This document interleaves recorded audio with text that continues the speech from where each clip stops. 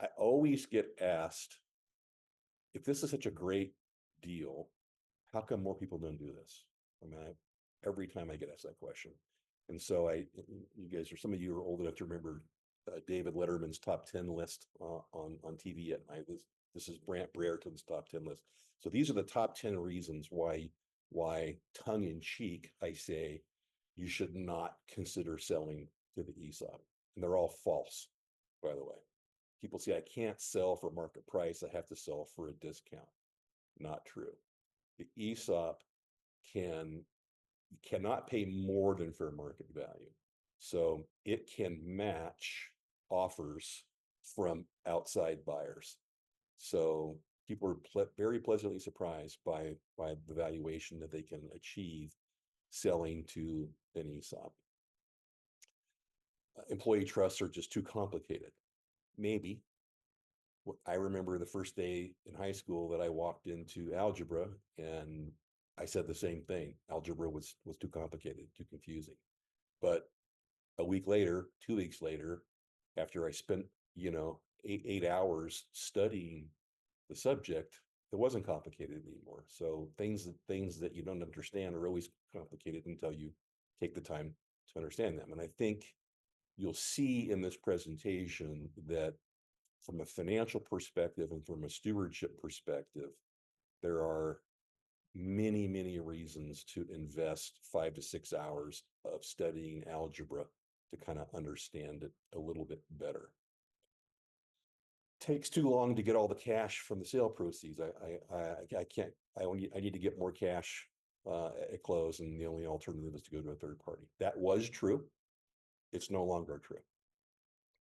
I don't want to sell my business to the employees who don't know how to run it and they don't have the money. Nothing could be farther from the truth. So you know how we put our assets, our personal assets, in a family trust, and our spouse and we are the trustees, and our kids and our grandkids and great grandkids are the beneficiaries of that trust.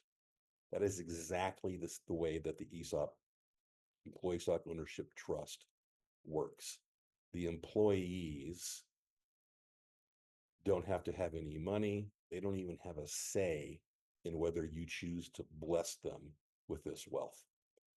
They just continue to work for the business, and they will slowly vest into becoming not shareholders.